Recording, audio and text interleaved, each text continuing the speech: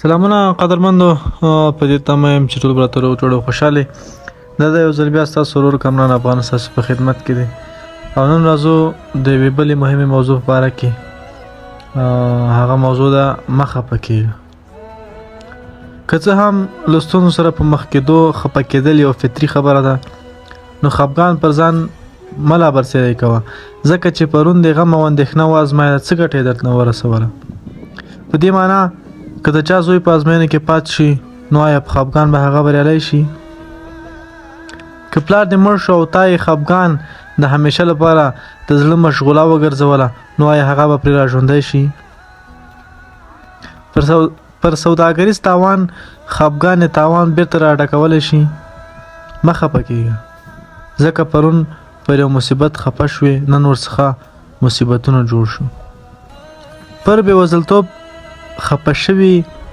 لا دې په سر زیات کړل او لا دې دښمن پر ځان خوشحاله او په ځان پورې وخنداو مه خپه کېږه ځکه له خفګان سره پراخه کور ښایسته ښځه ستره شتمني لوی منصب او اولادونه هم درڅخه ګټه نشي رسولی مه خپه کېږه ځکه خفګان به درته له خوږو اوبو نه زهر له ګلابو نه مړغونی او له باغ نه به درته دښته جوړه کړي او ژوند به دې لا پسې تریخ کړي مه خفه کېږه په داسې حال کې چې دوه سترګې دوه غوږونه دوه پښې دوه لاسونه او داسې نور بدني غړي هم لري په بدن روغ په جامه پټ په سوله ییز چاپېریال کې ژوند کوي بیا نو خفګان د څه لپاره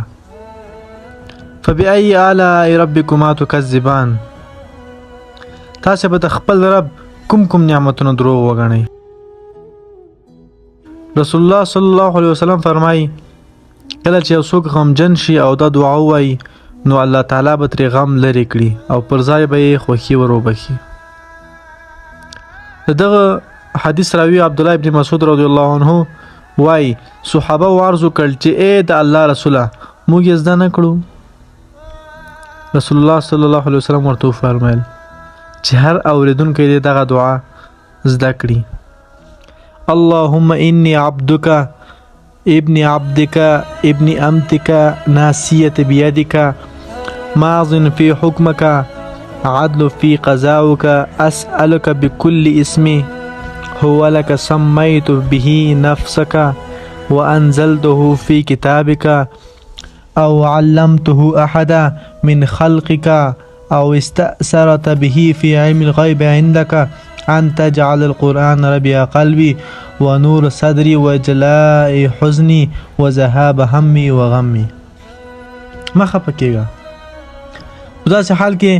چې پر خپل دین باور لري د استوګنې لپاره کور لري د خوراک څښاک لپاره خواړه او اوبه لري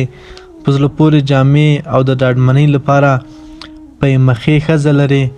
نو بیا پر څه خفه